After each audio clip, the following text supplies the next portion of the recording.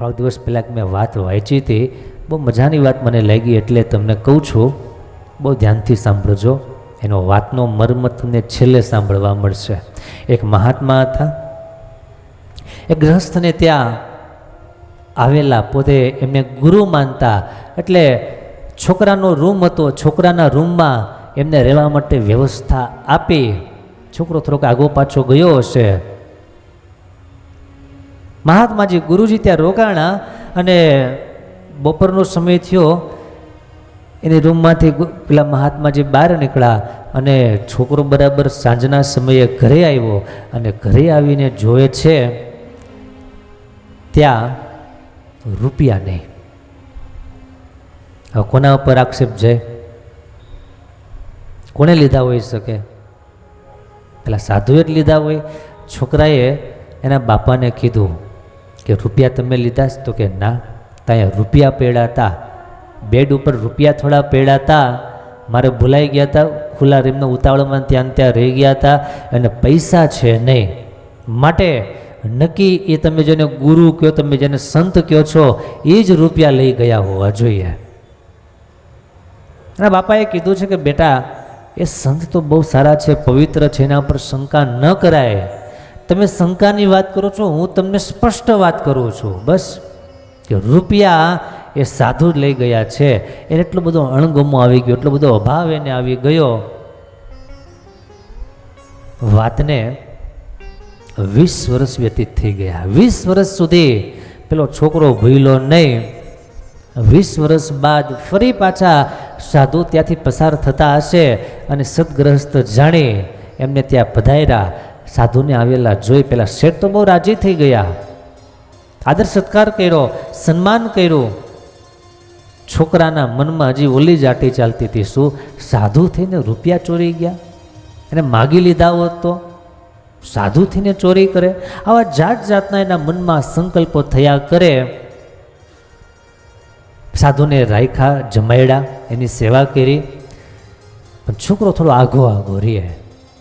છોકરોની એને વાત ન કરી, સામે જુએ ને એની સાથે બોલે નહીં, અણગમો દર્શાવ્યા કરે. સાધુને તો કંઈ ખબર નહીં, યાદ નહીં કે આવું કેમ કરે છે.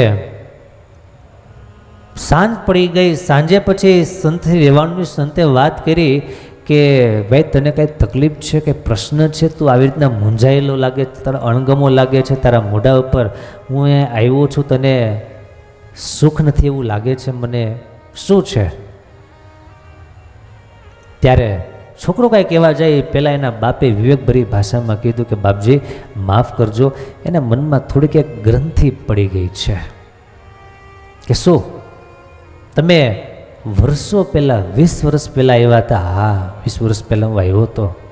ત્યારે એના મનમાં એક ગ્રંથિ પડી ગઈ છે. કે શું?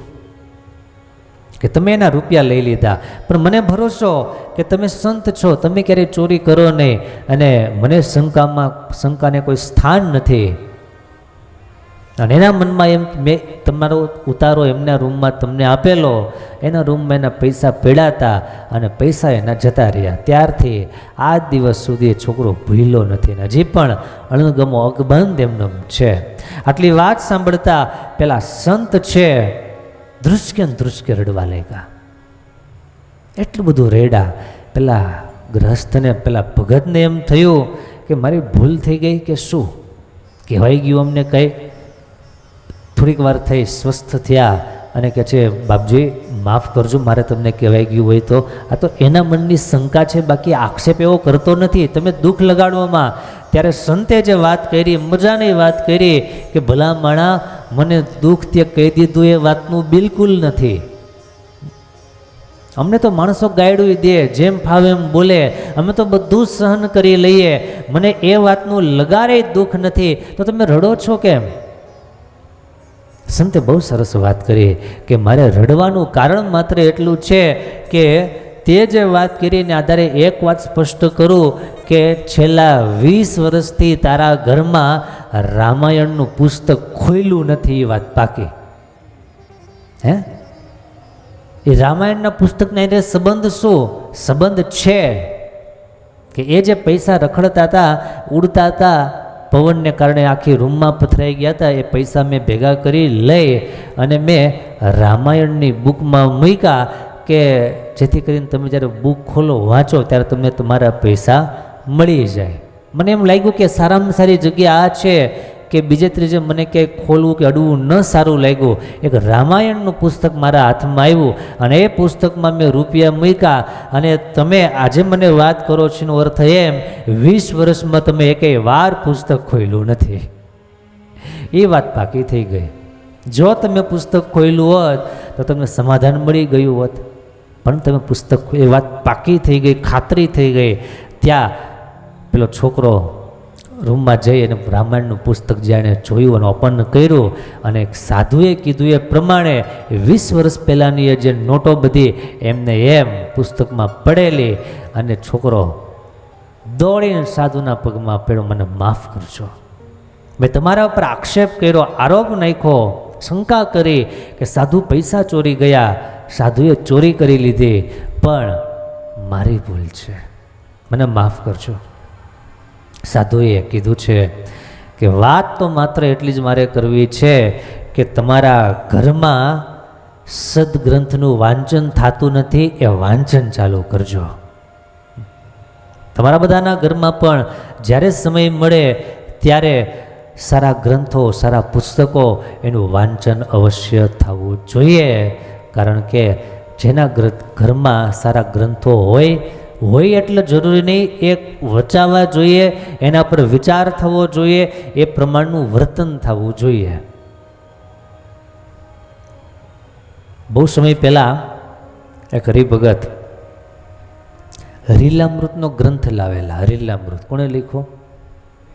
વ્યાલાલજી મહારાજે. હરિલીલામૃત ગ્રંથ મંદિરે લાવ્યા, અમને સંતોને આપ્યો કે લ્યો સ્વામી, એકદમ બહુ જૂની પ્રત.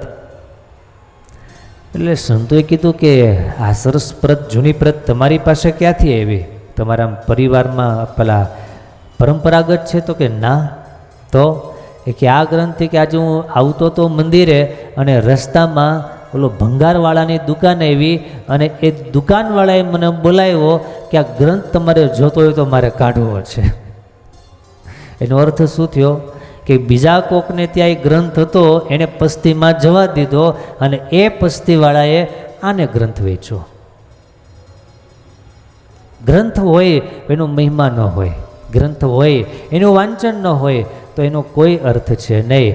માટે ભક્ત ચિંતામણી સત્સંગી જીવન વચનામૃત, સ્વામીની વાતો, ચરિત્રોના ગ્રંથો ભગવાનના ભક્તોના ઘરમાં વચાતા હોવા જોઈએ, એનો પાઠ થતો હોવો જોઈએ, તો જે હરિભગતનું ઘર હરિભગતનું કહી શકાય. શું? તો એ હરિભગતનું ઘર કહેવાય કે જ્યાં કાયમને માટે સારા ગ્રંથોનું વાંચન થતું હોય. કારણ કે ગ્રંથો મહાપુરુષોએ, ઋષિમુનિઓએ, આપણા સંતોએ બહુ મહેનત કરીને ગ્રંથો લખ્યા છે. જે દિવસે લખવાની કોઈ વ્યવસ્થાઓ નહોતી એવા સમયમાં ખડિયામાં કલમ બોળી અને એ ગ્રંથો લખાણા છે. એકવાર ખડિયામાં કલમ બોળે, 1, 2 ને 3 અક્ષર તો માંડ લખાય, ત્યાં વળી પાછી કલમ બોળવાની, વળી પાછું લખવાનું. તમને ગ્રંથ વાંચવામાં આળસ ચડતી હોય ને, એક જ કામ તમે કરજો. એકવાર તમે એવી રીતના સાઈનો ખડિયો લઈ અને એમાં પીછી બોળીને તમે 1 પેજ ખાલી લખી રાખજો. તમને મહિમા સમજાશે કે 1 પેજ લખવામાં તો ફીણ આવી જાય. ત્યારે આ મહાપુરુષોએ આખા ગ્રંથો લખી નાખ્યા છે. આખા ગ્રંથો લખ્યા. એને કેટલી શ્રદ્ધા હશે, કેટલો હૃદયમાં ભાવ હશે, ત્યારે આ ગ્રંથો લખ્યા. આપણે તો પ્રિન્ટેડ ગ્રંથો વાંચવાના છે. આ લાઇટોય નહોતી, અંધારા હતા, અજવાળા હતા, ખાલી દીવાના. એ ઝીણા અજવાળામાં આપણે જેમ મોટી લાઇટ આવતી ગઈ એમ નાની લાઇટ આપણને કામ વગરની લાગતી ગઈ. પહેલાંના સમયમાં દીવા ગયા એટલે નાના ઓલા ટીમટમી આવ્યા, લાઇટો આવી. હવે એ લાઇટો પછી આ મોટી લાઇટ આવી, નાની લાઇટ ગઈ. ફોક્સ આવ્યા એટલે આ લાઇટો કામ કરતી નથી.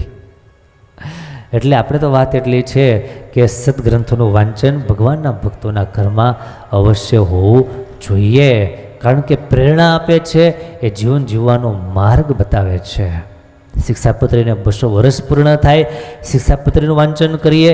એ પણ શિક્ષાપત્રી ભગવાનનું સાક્ષાત સ્વરૂપ છે, ભગવાનનું વાંગમય સ્વરૂપ છે. એનો ઉપદેશ સાંભળીએ અને હૃદયમાં કાયમને માટે વધાવીએ. એ શબ્દોની સાથે આવો કથાને પૂર્ણ કરવી છે.